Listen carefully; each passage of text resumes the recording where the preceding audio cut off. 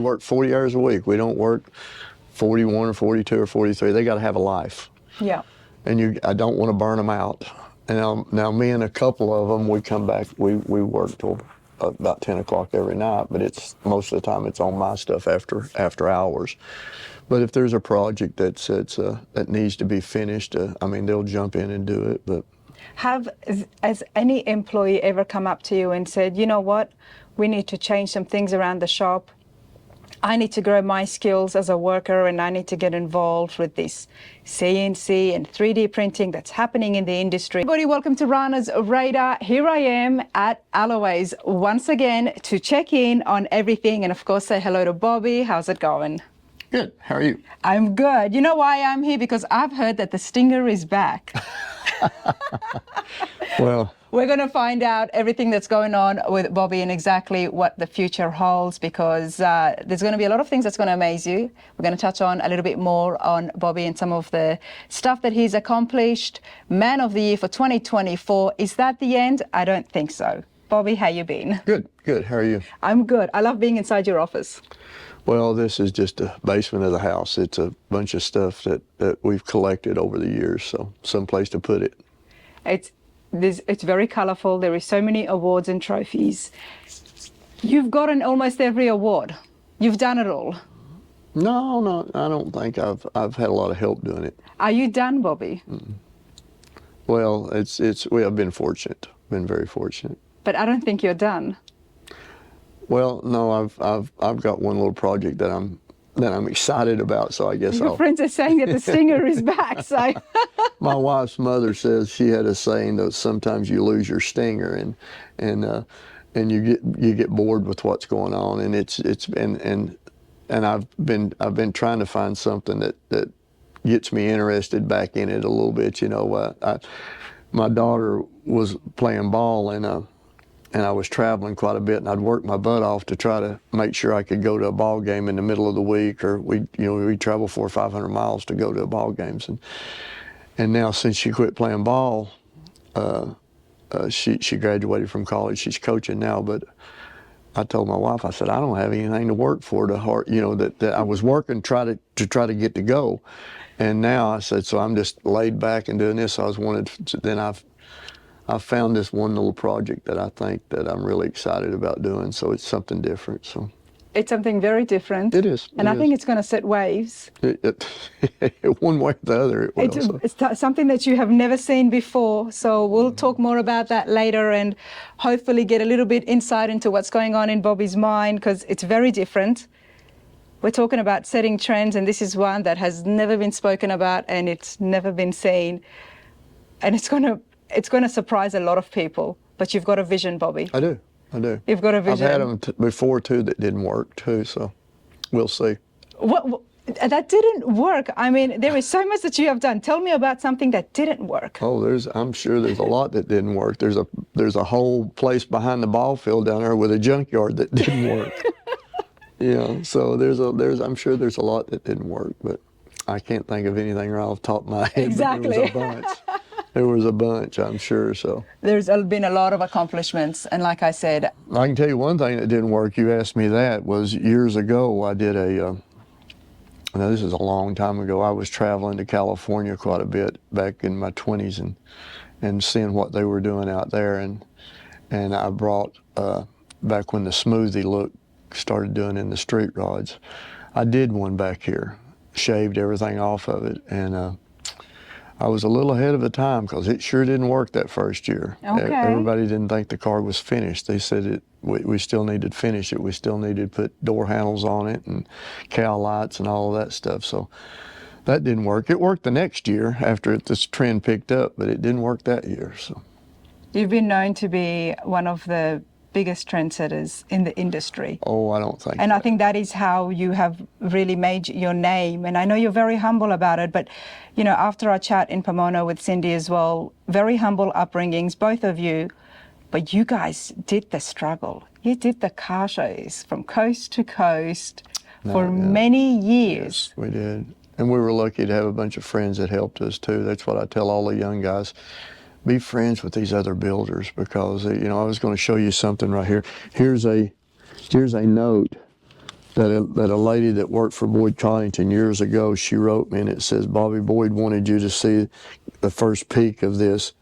It's 100% better in person. Love, Patty. That's the Smooster. The first picture of it ever taken. Yeah, yeah. That's Boyd. That car was in bare metal, and he had a customer wanted to sell it, so I got a hold of Fred Warren, and Fred Warren ended up buying this car from Boyd, and then Boyd finished it. But that was the first picture. That's one of these pictures that you had to shake to get it developed, you know. But that I found that in a book back here. That was a long time ago. So there is a lot of things here. Show me some more stuff. There's so much memorabilia. Here's Boyd's Christmas presents that he always used to send to people. He would do these. That was a billet top and a yo-yo. There's a top and a car, but that was his hat. And I have his glasses, his real glasses, up in the house that I wanted. That when he passed away, I was at the funeral, and Joe gave me some of his glasses. That's some of his old awards and stuff like that. But there's a picture of Linda Vaughn when she was really, really young with Miss Hurst. Now, over here, gotta love Linda Vaughn. I over love running here into her. Is a picture of Linda when we gave Angelo Gimbatroni Man of the Year at SEMA, and she was dressed up like Elvira. Me and Roy Brizio presented that, and Linda presented that to him. That's been a long, long time ago. So there's Boyd's beer. He did when he was doing some stuff with Budweiser. It was. Boyd went on, and he obviously was on TV as well. He was. And many, many people knew him. But many people, almost anyone who's here in the hot rod industry or likes the classic cars, knows the name Bobby Alloway. Well, I know that's just from going everywhere. I mean, it's not for what I did. It was just somebody being everywhere, you know. But I mean, you are a member of the Hall of Fame in several different halls. And from the legendary Cup winning to the Riddler winning to the AMBR, there is so much that has happened in your history, and I'm just excited that there's another big chapter happening. Well, I don't know if that's what you're talking about will be that big a chapter. It's going to be fun for me anyway. It's going to be very different. It's something you have never done before. Right, exactly. Mm-hmm. Yeah. You were very surprised as well at some of the unveilings as you were working on this thing. Mm-hmm. We're just going to give little snippets of exactly what Bobby's been up to, but it is one to definitely keep an eye on, and I definitely will be keeping tabs. It's a car for George Lang, and we put this thing on the ICA circuit for a couple of years. Won the Legends Cup with this car. It's the same thing Troy won a couple of weeks ago. So that's right. This car's got a cool engine in it. It was. I love the paint job I was on this. involved with Ford back when we did this car, and this is one of the first module motors that they had done. Whoa, okay. But it's a twin turbo car. Okay, talk to me. I have no idea. So you said one of the first module motors? Right. When they first come out with these engines, we were doing some work with Ford Motor Company and was able to get one of these engines. So this is what, the 5-liter with twin Right. turbos? Mm-hmm. Nice. I love We couldn't use the intake that was on it, so we ended up just building the intake for it. So I love that. I don't think I've ever seen that before, the intake. Wow, this is nice. I can't imagine George driving this. Didn't know this was his style. George likes all styles cars, so yeah. This is a beauty. But I had an option. I wanted to build me one like this, and he said, well, I had something else that he wanted, so I ended up just trading back for this car. So I hated to see it get gone. So this is nice. 67 by the decals? Yeah. Mm-hmm. It's actually an S code car. It's a big block car that I've screwed around. I could have got a 6-cylinder car to cut up, I guess. So.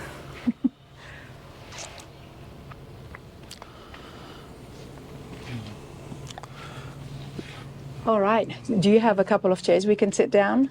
possibly could be more comfortable? Not in here. There may be something on the other side, so I don't think there's any chairs in here.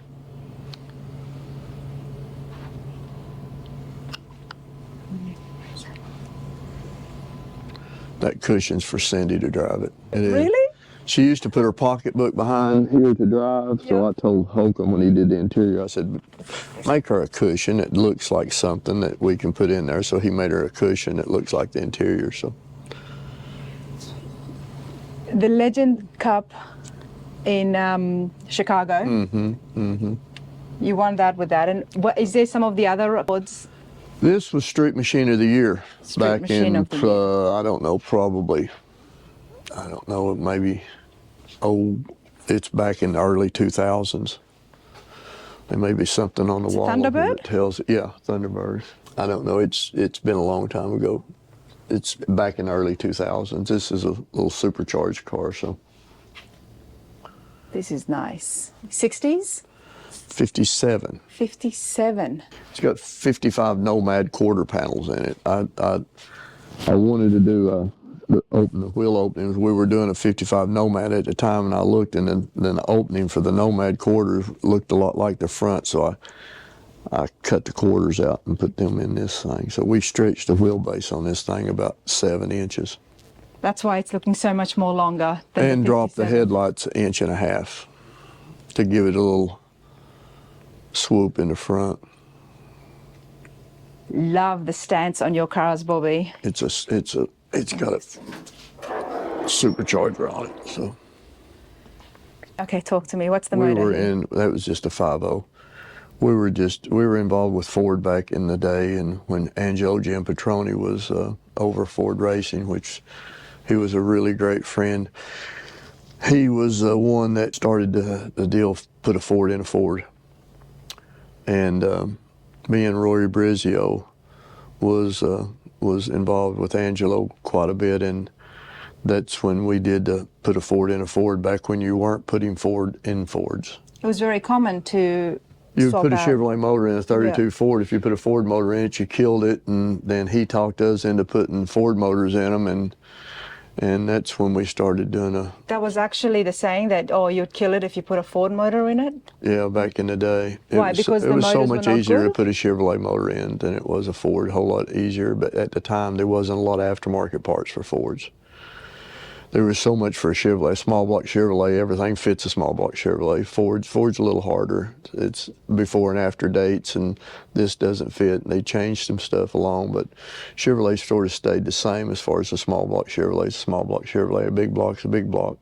51. You could buy more stuff, buy more aftermarket stuff for the Chevrolets versus the Fords. It was easier, a whole lot easier.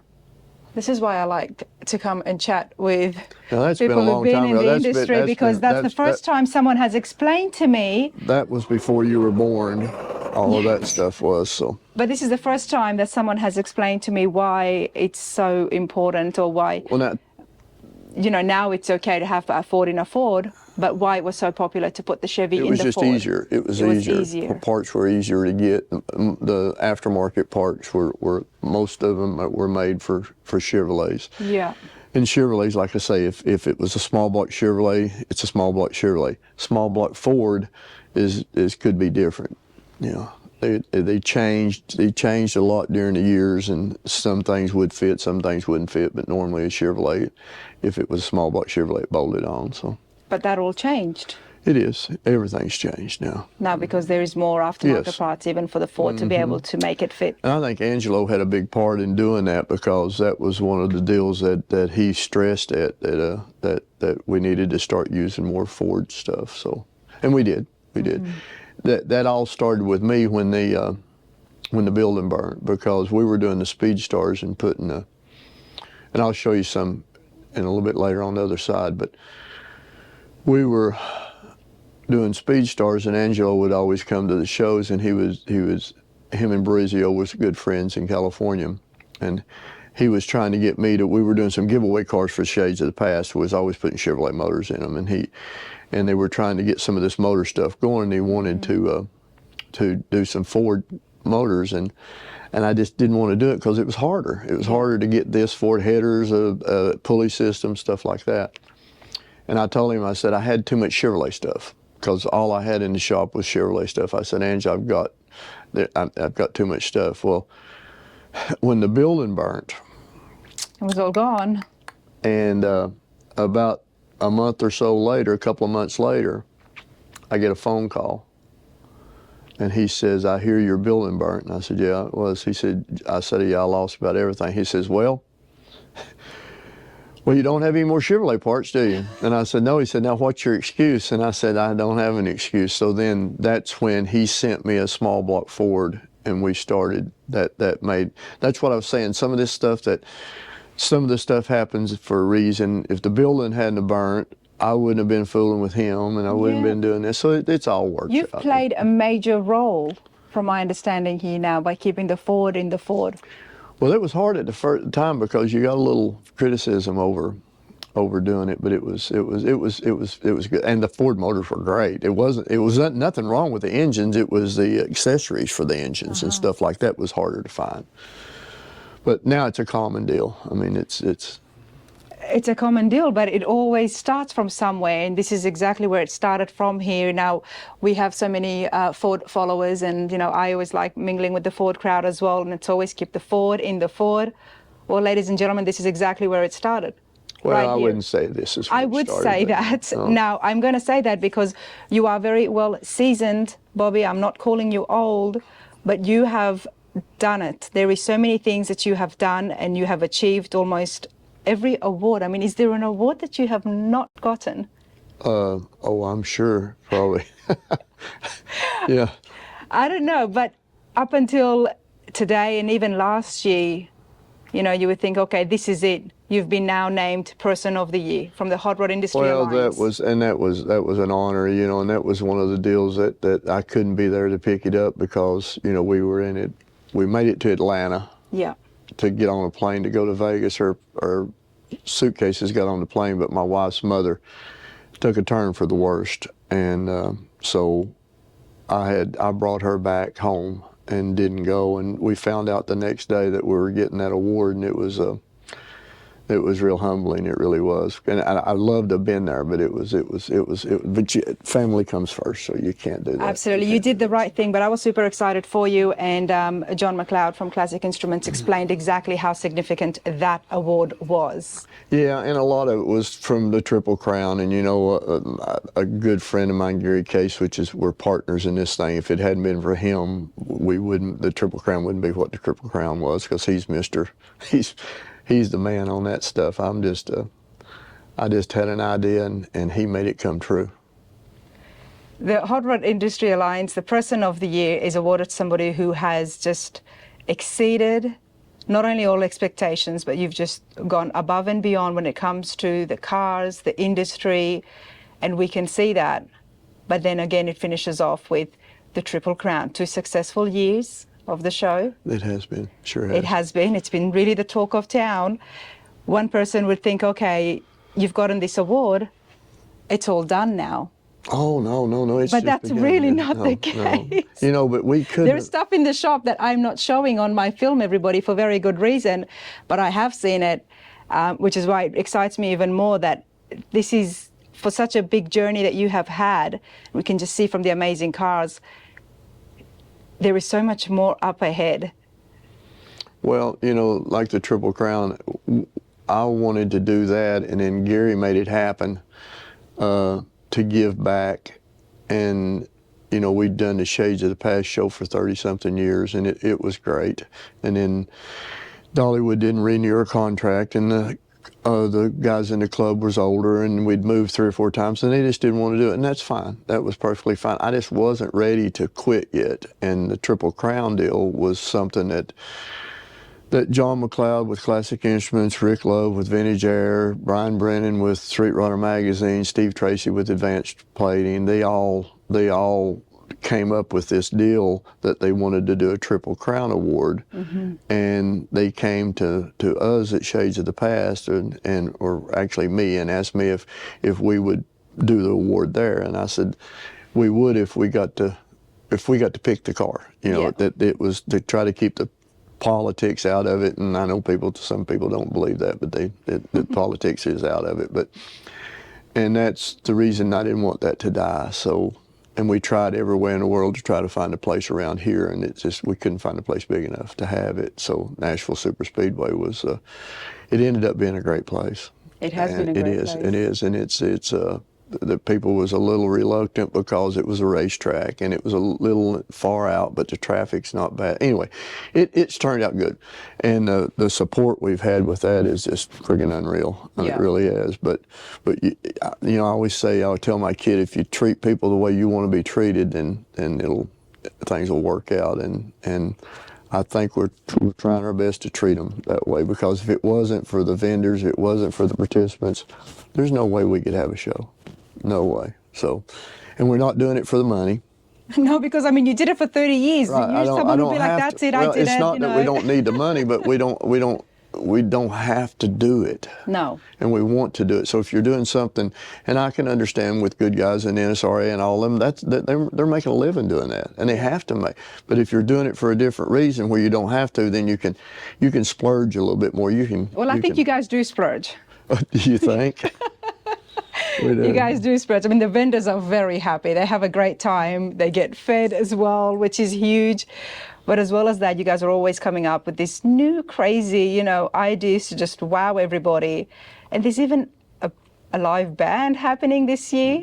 Gary Sinise. Gary Sinise is actually he's coming. He's actually going to be there as Lieutenant Dan, and he's got his own band. I forget, it's 15, 16 people in the band, and for a great cause. And we raised some money last year for him, and had a little bit of complaints because the award ceremony went on too long and all of that stuff. But you know It was what, fun, Ron? though. It was spontaneous. It wasn't planned. No. And it just happened, and we raised just shy of $70,000 in that short amount of time. That is huge. And I have to say, congratulations if I didn't tell you that already. Thank you. But it's one of those deals where, if you're coming just to win the truck, or you're coming just to win the engine, then maybe that's not the award ceremony you need to be at. Well, can I just say it was the most funnest award, funnest, is that even a word? Funnest, I guess bestest, yeah. The bestest award ceremony that I had ever been a part of. It was not boring. It was very entertaining. You got on stage. Yeah, I got on stage. Can I mention that your pants came off? Well, that's one of the deals that just didn't mean to happen, but it ended up happening.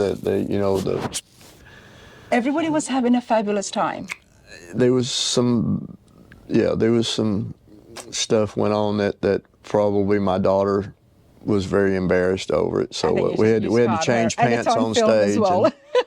And the worst part about it was when we were going home, my wife, she hadn't said anything about it. And she was going home. She said, you have better looking underwear than what you had on. And I said, I had no idea I was going to take my pants off on stage. But anyway, it was fun. It was fun.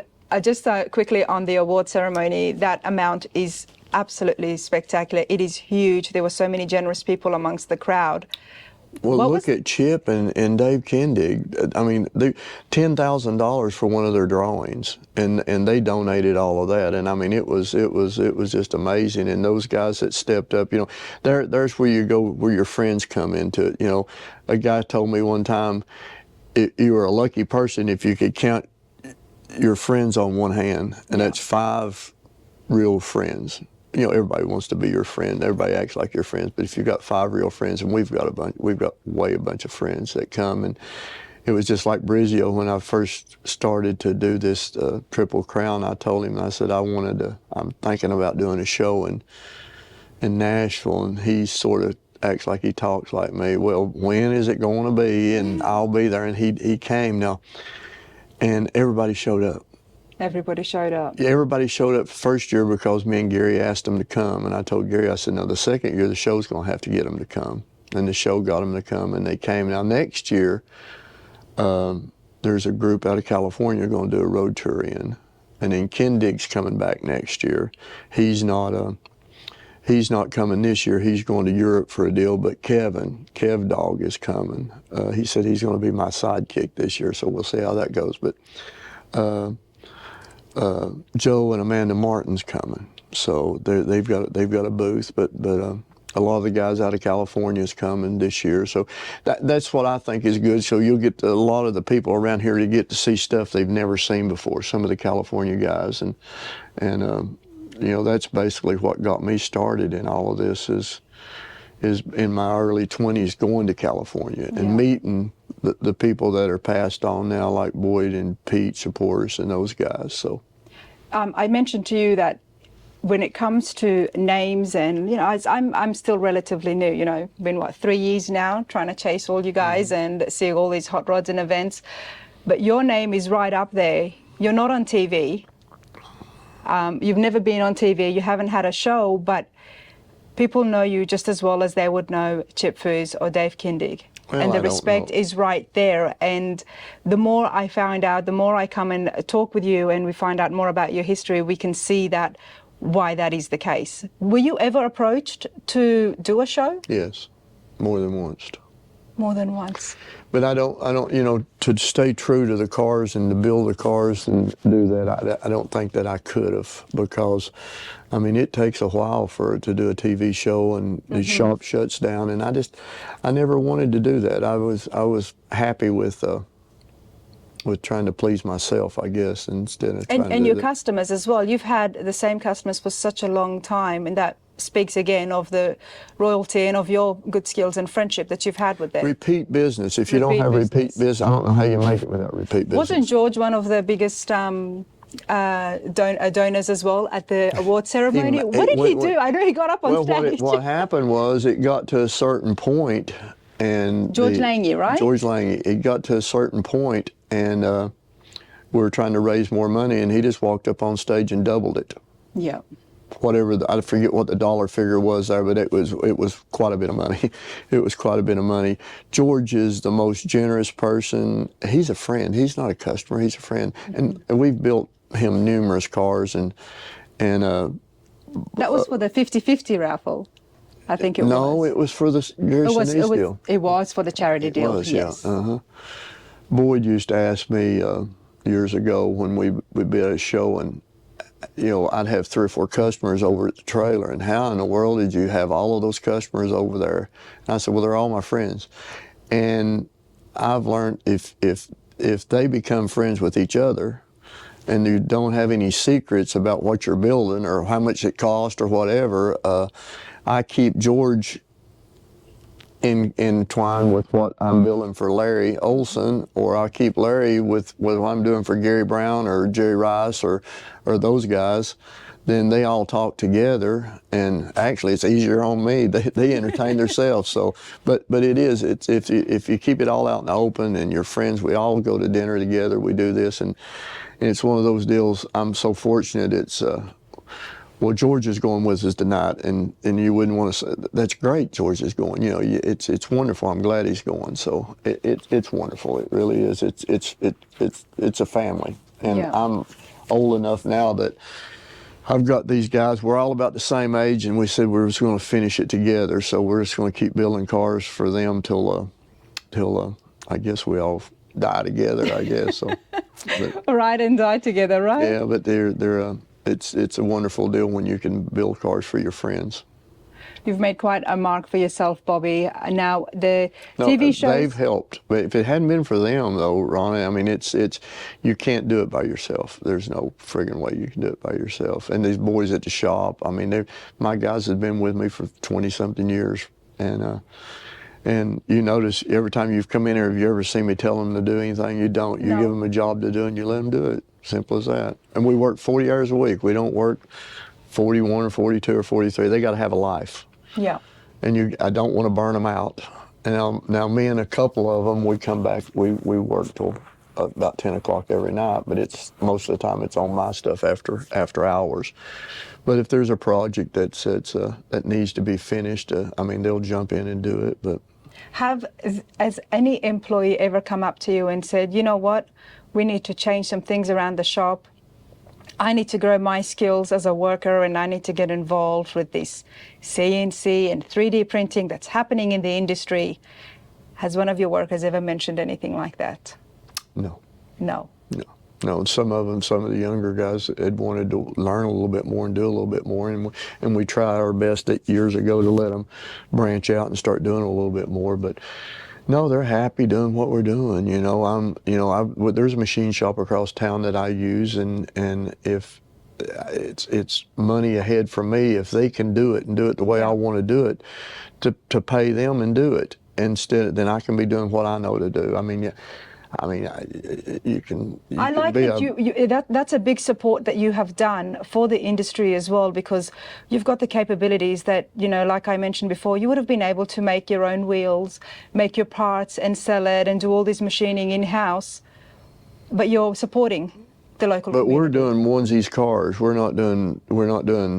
We might do 3 cars a year. Yeah. Turnkey cars a year. Luckily, that's usually what we try to do. Some years it may be 2, and then the next year it may be 4 or 5. You know, it's just going on how they lay out. But if I can get, you know, Glenn at Billet Specialties builds our wheels, and I'm not in the wheel business. He can do it. I mean, he's set up to do it, so why not let him do it? And like I say, there's a machine shop in town here that can do everything that we need done, and it's easier for me to call over there and have them to do it. And I don't have to have the equipment. I don't have to keep that mill busy all the time. They have to. So it's actually easier on me. And you know, we paint here. We do everything here. But you did get your hands into some production with the Speedsters. I did. Tell me about that more. Well, years ago when Boyd did the Boydsters, he did all of the sters. I always call him Boydsters and Speedsters and all of that stuff. But but me and my wife we spent Thanksgiving with Boyd for years. It would go to his house and spend them, and love or hate him. You know, I can talk about Boyd around some people, and they don't like him, but I have to treat people the way they treated me. There's 3 sides to every story. Mm-hmm. And so the way, I can't say one bad thing about the man, the way he's treated me. And so him and Chip was doing the Boydsters, and Marcel DeLay was building the bodies. Well, the bodies were real expensive. And I was building her a 32 Roadster that for just a driver for herself. I used to build her a car about once every year and a half, and then we'd sell it.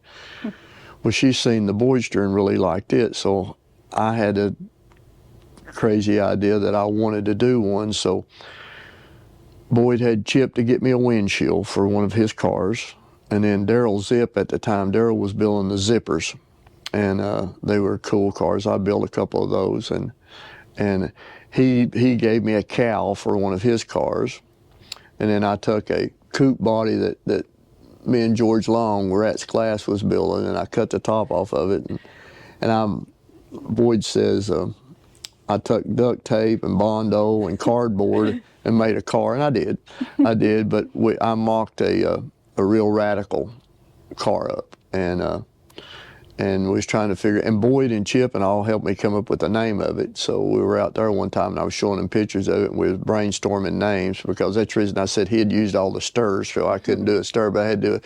So we did a Speedstar, and it turned out real well. It really, and it was fiberglass car, and it was affordable versus the metal car. And at the time, it was great, but it ran its course. I guess it was 5 or 6 or maybe 7 years of quite a few. We probably did 400 or so of those cars. And we did a Roadster and a Coupe and a Vicky and then a Fayette. And when it started trying to peter itself out, we tried to come up with something else and then we did the Vicky, and it did decent. Did the Fayette and didn't do real good. So what I wanted to do every body style that Ford Motor Company did. Okay. And we did all of them but a truck, but it was a phase, and it was a fad, and it went out. So you had to just, it was great while it was happening, but it's over. You didn't get tired. You got bored. Yeah, somewhat. You wanted the next big thing. You do. It's what once you do it, once it's like the magazine says, once they shoot a car, Brennan used to tell me, he said, I shot it. Now that's old business.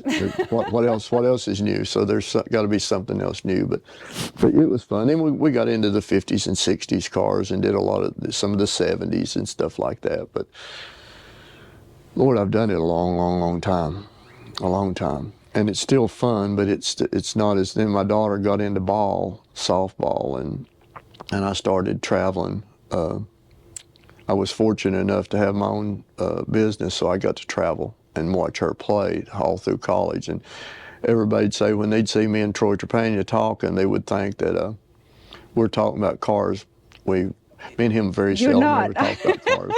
I've been in your company now a couple of times, and I can vouch for that. We don't talk about, me and him don't talk about cars. He helps me judge at Barrett Jackson, and we talk about cars right then, but other than that, we don't talk about cars. We talk about sports and all of that other stuff, because his daughter played ball, and mine played ball, and he had an accident a couple of weeks ago. He fell off he was taking a paint booth apart, and fell off and broke his compound fracture in his wrist and busted his kneecap. Oh wow! So our prayers need to go out for Troy on that. I talked to him Saturday for a little while, and the wrist is doing pretty good. The knee's a problem just because he can't move it. It's in a splint, Well, and Troy, I'll give you a call, but if you see this before my phone call, I hope you feel better. He's doing better. He's doing better, but it'll be a long road for recovery, especially for the knee, I think. So that might affect things with Oh, he's not going to let it space. He's in a wheelchair there. I think Adam was doing some work on a splint or something for him, so they'll build some kind of contraption that'll be a one-off. I'm not surprised he'll come with a one-off leg or something like that. It'll be something.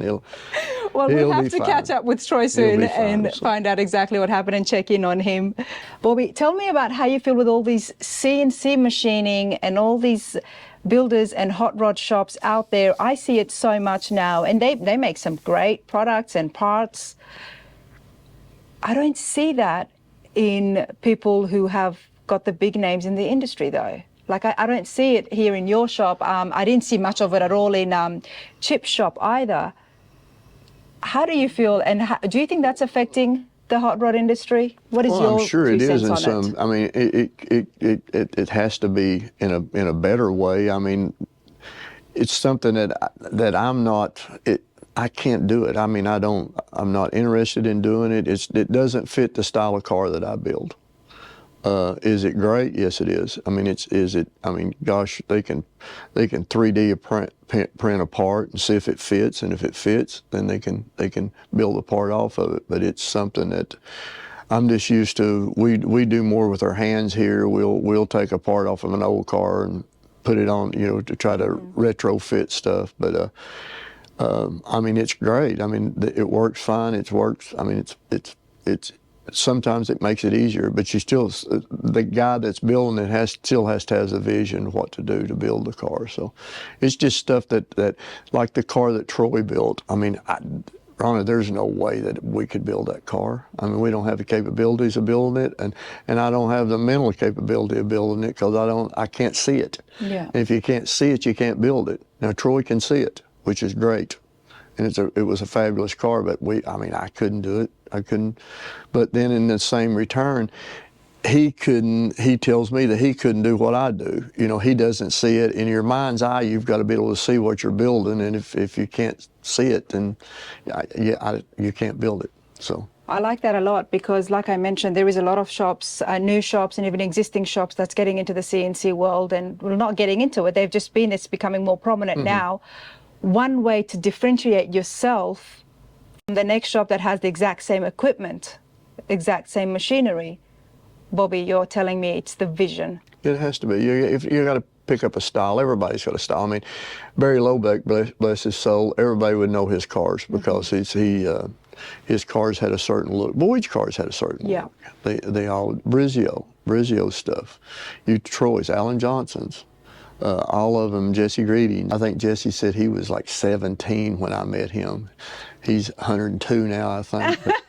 And Alan was the same age, and I've watched those boys grow up, and I was so humbled that Jesse was telling some of the things that I had told him back when he was growing up, what I did to try to make a living about doing this and doing that, and he did it, and he said it all worked for him. So it makes you feel good that at least you have helped a couple of them anyway. So. Well, like I've mentioned to you, that your name comes up almost in every interview that I have done with anyone. Could be bad. Who's made their name. No.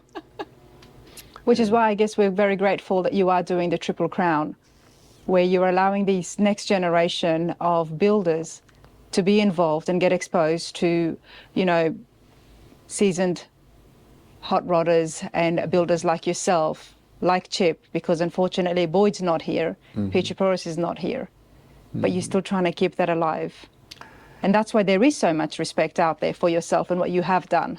Well, I've chased it and chased it. Lord, I've chased it since I was in my teens, late teens. And, you know, you was talking about my wife. She's chased it with me, you know. And you still love the sport, but you get tired of the run. You know, like I was saying a few minutes ago, you know, you sort of lose your stinger that you don't want to. It's not as challenging anymore. So I thought, man, I'd like to sit back and watch these other guys do it a while and give them a good place to do it, and give them, you know, the magazines come. They get a lot of ink there, and the right people are there that they can get out in front of and show their stuff off. So it's fun. It works out good, and we're blessed that we can do something like that. So. Well, we're grateful that you do that, because you have had a couple of times where you could have closed the entire chapter of hot rodding in yourself. Oh, yeah. The fire would have been one example. You're exactly right. Sure, that would have been the perfect time to do something else, to get a job.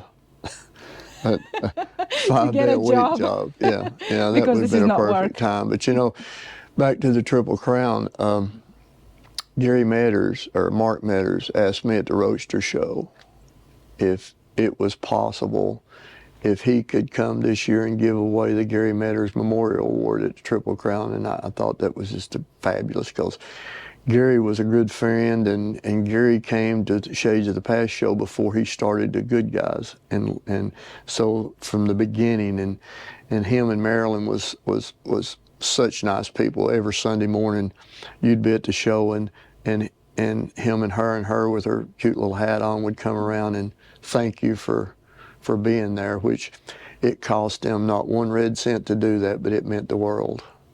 And then Vern Walker Jr., he came up at the Roadster Show and talked to me and Cindy, and he came to the Triple Crown last year, and he's coming back this year. He enjoyed it, but you know, it's for everybody. You know, Good Guys gave an award. Yeah. NSRA gave an award. We do a one-time show. And I was just going to ask you, is Gary behind all the shows when it comes to Good Guys? Because they've got several throughout the year. But he's involved with all of them. He's behind it all, of course. But, and it's nice that he wants to come and give an award at the Triple Crown. Oh, it's humbling. It really is. For to give away his dad's award there, it's great. I mean, it's absolutely great. And but it's a good feeling to see everybody there and see everybody. I said, I was making that joke. I showed you that T-shirt that I was doing at the Woodstock of car shows, and that was back. Do you have a T-shirt? I've got one up top. Yeah, we had one printed. So. You've got one, but do you have an extra one for me? I gave John Jackson one down at that podcast, but all right, I mean, we're having some made. So, but the Triple Crown of Rodding 2025 can also be summed up as the Woodstock of hot rodding. Shows, yeah. The Woodstock of cars. Well, back in '69 when that happened, everybody came. It was a deal that was supposed to be a little concert that turned into. If I could go back in time, everybody, and I am an old soul, I would go back to Woodstock. Oh my word! Wouldn't it be something? I mean, that turned out to be something for forever, wow. And everybody was there. Everybody had a good time, and the bands that were there. I said, we've got the people, and the cars are the bands. So and the best of the best cars came, and it was you still hear the older. Me and Cindy went to see John Fogerty at Vegas when we were at Barrett Jackson, we slipped down and went to Vegas and seen Fogerty, and that's what he talked about, was performing at Woodstock and Creedence Clearwater, and it was just something.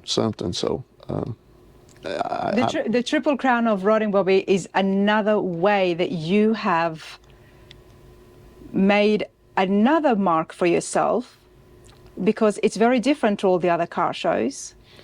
Well, with my partner Gary Case, and it's very different to the shades of the past. Yes, it is. Yes, it is, because Gary's involved. Didn't just continue that same show. Gary's that you the had promoter. been doing. Gary's involved, and he knows everybody that I know, and they all know him. And he was in this for a while. And years ago, he had Styling Concepts, and he did a lot of stuff with Seaman and all of this stuff. And he sort of laid dormant for a few years, and then he's got his stinger back. Yeah, he really has. He's gone. I mean, and it's fun, and he's having fun doing it, and he works his butt off doing it. And I feel bad because he does so much work, and I don't do nothing till the show starts, basically. The Triple Crown of Rodding is a show that you would not have expected yourself to be involved in. It's a show that, if someone from the outside was coming in, they'd be like, oh, okay, this must be some up and coming hot rod builder. They're trying to make a name for themselves, someone, in their 20s who's really trying to get out there, and they've got all this, we look at it today, 2025, they've got all this capital investment made. That's what it looks like, because in today's day and age, however, to have you, an absolute legend of a hot rodder, behind this show that is so modern and hip and in tune with what the people want. And I think that's what the younger builders are loving and wanting to be a part of it. Gary was a car builder too. Gary built a car. Gary won the Riddler. So both of us have won that. I didn't know that. Yeah, it sure did. And so we try to, we know what the builders, or we think we know what the builders want. We sure know how the builders want to be treated. And if it wasn't for the vendors, Lord, they help pay for the whole thing. Yeah. And we've got, close to 180 something vendors this year, and they're all automotive vendors. It's all full, and then there is a wait list, and that wait list is full as well. And I know this because I was trying to get a spot, and Gary told me so. It is. It's very popular, but me bringing that up is because you have done it in a way, I guess, because you being on the circuit yourself, you know how people want to be treated, and that's why it's been successful. But as well as that, you're putting on a show that you've done this for how many years, Bobby? A long time. A long time. Yet you've been able to stay with the times. Well, you've got to move, when it's just like I was telling you about the Speed Star stuff, when that sort of went away, if we'd have just stayed with street rods, then we couldn't have survived. We had to move with the times. Now I'd love for street rods to come back, because they were way easier to do and fun, but you got to change with the times. You have changed. I mean, you've had your hands on so many different cars. I mean, I saw a Cadillac in there as well that's getting finished. There's a lot of different projects happening, and then there's the very mystery project, which surprised me the most. Yeah. It's either going to be good or bad. That's sort of what when I painted that split window there. When I painted it black and blue, we either thought it's really going to do good or really suck, one of the two, and the black and blue hit pretty good. So the place is very deceiving. There's several different buildings, and then there is a very big one that has all the collection of the cars. Everything's on lifts. Do you have some of those Porsches and stuff there? We could take a quick look before we finish. There's a few. We have to do that, because I know there is some stuff here that was not in my video. There's another side of this place over here. And there's another side of this place. Let's go.